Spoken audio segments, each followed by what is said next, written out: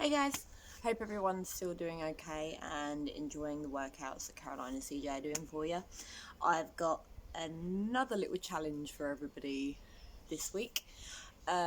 It's a 1000 rep challenge, full body, but it can all be done with one single heavy dumbbell.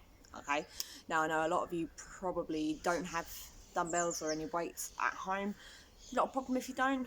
Just use something that's got a little bit of weight to it around the house, maybe like a 2 litre bottle of lemonade. Just anything that you can get your hands on, basically, that's going to give you that little bit of resistance that's going to help tone you all over. All right, so the way this is going to work, it's going to be split into two sections. We've got A and B.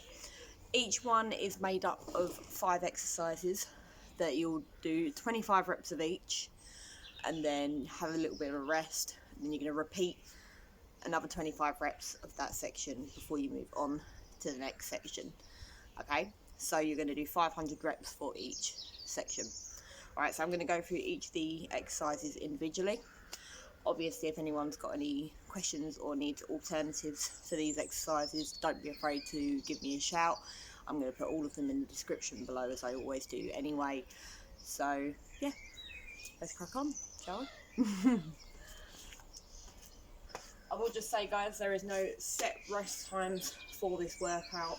Take rest as and when you need it.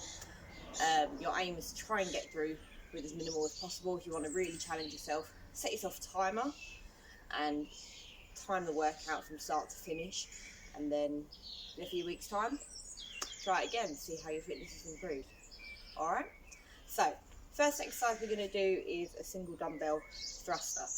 Okay, so holding the weight at either end, feet slightly wider than hip width apart, holding the weight at chest height. You're going to squat down, and as you come up, press the weight directly overhead. Okay, so it's very easy with thrusters to let your body dip forward. I want you to avoid doing that. Try and keep your posture correct.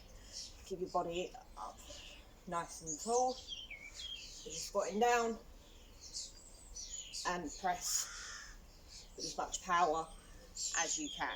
Okay, so you're going to do 25 reps of that. You're then going to move on to an alternating snatch.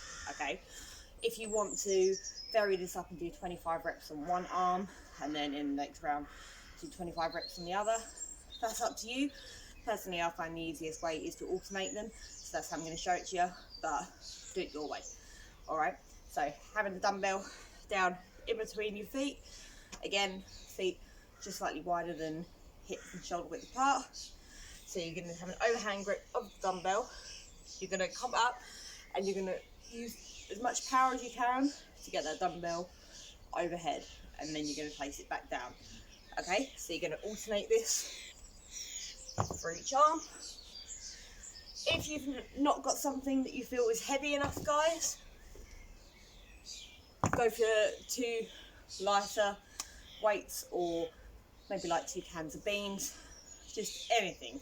Alright, it doesn't really matter what you use, as long as you're getting some form of resistance. You're going to feel it working in the muscles, because 100 reps of everything is quite a lot anyway. Alright, so the next one you're going to do is a clean with a strict press. Okay, so alternating these reps again, or per round, up to you. So again, overhand grip, you're going to clean the weight up to shoulder height. So overhand grip, you're going to change that to an underhand grip. You're then holding one arm out to the side for stability and for balance. In a strict press, the weight overhead, back down shoulder height, down to the ground. Okay, so you're flicking that weight over, so it goes from overhand to under, and then pressing directly up. As much as it's tempting to use your knees to go for a push press, this is a strict press, so just some movement coming from your arm, keeping your core nice and tight, pressing directly overhead, back down to shoulder height, then down to the ground.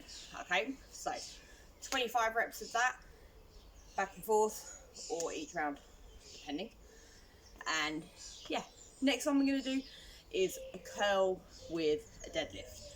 Okay, so you're going to hold your weight at either end for this one.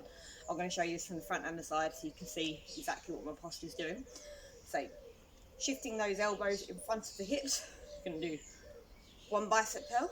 You're then going to guide the weight down, dipping your hips back into a hip hinge, keeping those legs with just a soft bend at the knees, and then coming back up. Okay, so showing you from the side. So I'm going to do one curl. You haven't got to move your elbows in front of your hip bones. Personally, I like to because it isolates the movement, so you're putting a lot more pressure on those muscles to work as they're supposed to be, and it also stops you from doing the swing when something starts getting tough. Okay, so shifting those weights in front, elbows, sorry, one curl, and then guiding the weight down. It's very easy with deadlifts to let your back take over. Please avoid doing that and concentrate on keeping your form correct. If you can't do it with the weight, take away the weight and try it without. Okay, so you're going to karate chop your hips back, and you're going to guide that weight down the front, so your legs kicking that back nice and flat, core nice and tight. Should feel a stretch right down back to your hamstrings, and then you're going to come back up, squeeze your glutes together before you go back into that curl. Okay, so we're going from upper body to lower body for this one. Again, 25 reps.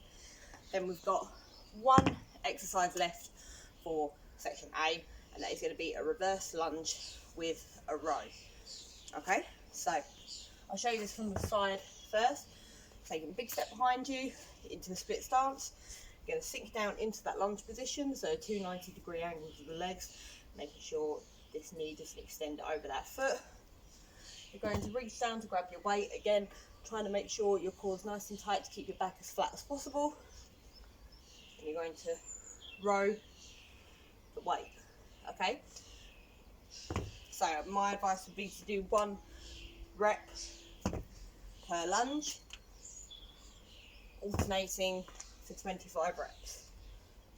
Okay, so that is section A. So you're going to do all 5 of those exercises: thrusters, alternating snatch, clean and strict press, a curl to a deadlift, and then a reverse lunge to a row.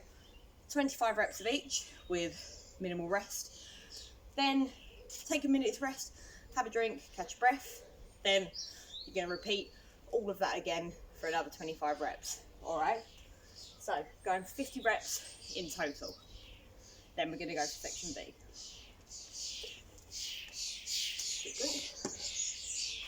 So I'm going to show you B now. I'm going to do halos first. I'm sure a lot of you would have probably seen these before, but maybe not done them. So I'm going to show you what you do. It's a killer shoulder exercise. All right, so holding onto your weight either side, you're going to start with a weight at chest height. You're then going to rotate the weight around your head to draw a halo, back to the middle, and then back round the other way. Okay, so if you want to do these seated, that's up to you. I'll show you these from the side and from the back as well. Make sure you keep that back nice and straight and that core nice and tight, so you don't dip those hips forward as you're rotating the weight around. Okay, so 25 of those. You're then going to go into some sumo squat pulses. Okay, so wide stance, toes at a 45-degree angle. Ultimately, how you hold this weight is up to you. I'm not going to hold it from either side. I like to wrap my fingers underneath and hold it this way, but it's completely up to you how you do it. There's not really any right or wrong way when it comes to sumos. So you're going to be squatting down, making sure those knees don't extend over the toes. If you can get the dumbbell to touch the ground while staying upright, great. If you need to, stop where you need to stop. Okay, the thing I don't want people to do is to get to that point where if they can't go any lower, they then dip themselves forward. That's not going to do what you need it to, and within no time, you're going to have a backache. All right, not worth it. Stick with correct form. If you need to do a smaller range of movement, stick with a smaller range of movement, because you're still going to get more benefits out of that than you will if you extend the movement and your form's incorrect.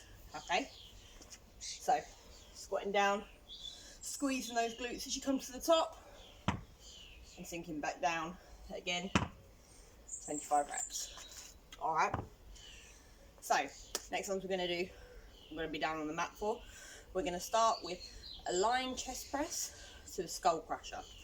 Okay, so we're going to go for chest and triceps. I would say alternate arms. For this, you're going to be using both hands for the skull crusher part, but the lying chest press is a single arm strict press. Okay, so I'll show you how I like to do them, but vary the movement depending on how you like to do it and what feels comfortable. I'm just showing you my way. All right. So you're going to be laying back with your legs up, getting rid of that mosquito, starting with your arm out at shoulder height and your arm at a 90-degree angle, and you're going to press up to the ceiling, just keeping a soft bend in the elbow, and then back down, and then you're going to bring the weight directly above your head, holding the underneath of the dumbbell with both hands. And you're going to keep your arms nice and still, dropping that weight back to your head and then back up. All right. And the mosquitoes as well. So it's very easy with skull crushers to whack yourself in the head. If you need to, just hover the weight above, or if you prefer, drop the weight behind your head, whatever feels comfortable. I personally don't like doing them that way. I feel like it isolates and hits my triceps a lot better if I stop just above my forehead, because it involves a lot more control. But vary it how you need to. Okay, so I'll just show you the flow again. So coming back, one press, coming up, one skull crusher, back down. That is one rep. So you're going to be alternating for 25. Okay. Next up, we've got our bent leg jackknives. Now, everyone who's done a PT with me knows how much I love this exercise. There's a few ways you can do it. I'm personally going to show you the way I like to do it when using a heavy weight. If you've got a lighter weight, there are more advanced versions of this. By all means, do give me a shout if you would like me to demonstrate one of those, but mainly for time purposes more than anything, I'm just going to show you how I like to do them with a heavy weight. Okay, so you can start by laying back with your legs nice and straight, holding your dumbbell either side, and you're going to be laying back with your arms directly overhead. Okay, so you're then going to bring your knees in, and at the same time you're going to keep your arms nice and straight, moving through the shoulders, soft bend in the elbows, bringing that weight over the top to your ankles, holding there, and then you're going to extend back out, but nothing's going to touch the ground. Okay, so you're going over and out, hovering your arms and legs off the ground. You can also do those unweighted, but I will just say, heavier weight you use where you can still keep the control, you are going to really feel that in your core. Just those few reps, I can feel everything. So really effective one. Okay, and then we have just one exercise left for this section. We're going to do drop taps. All right, so standing the weight up at the end of the mat, starting with your feet one side, you're going to hover your hands either at chest height or by the side, ultimately wherever's comfortable for balance, and you're going to tap your feet either side of the dumbbell, letting your body just naturally dip in and out with the movement. Okay, if it is too tough to do it with your hands hovering as well, you can pop them behind, because that slight folding motion is going to still hit your core, so you're still going to feel it regardless. But how tough you make it really it's up to you. Okay, so for that second section we have halos, sumo squat pulses, lying chest press to the skull crusher, bent leg jackknives, and drop taps. Okay, so again, 25 reps of each, have a little rest, and then do another 25 reps of each to complete the 1,000 reps. Okay, so it's simple as that.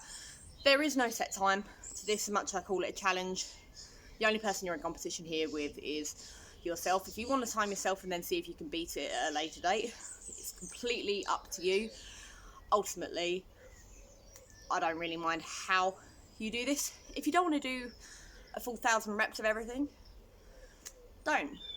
Take the reps down. If you want to just do 10 or 15 of each exercise rather than 25, it is completely up to you. You can scale this workout down so it's at a level that feels comfortable for you, and then build it up over time.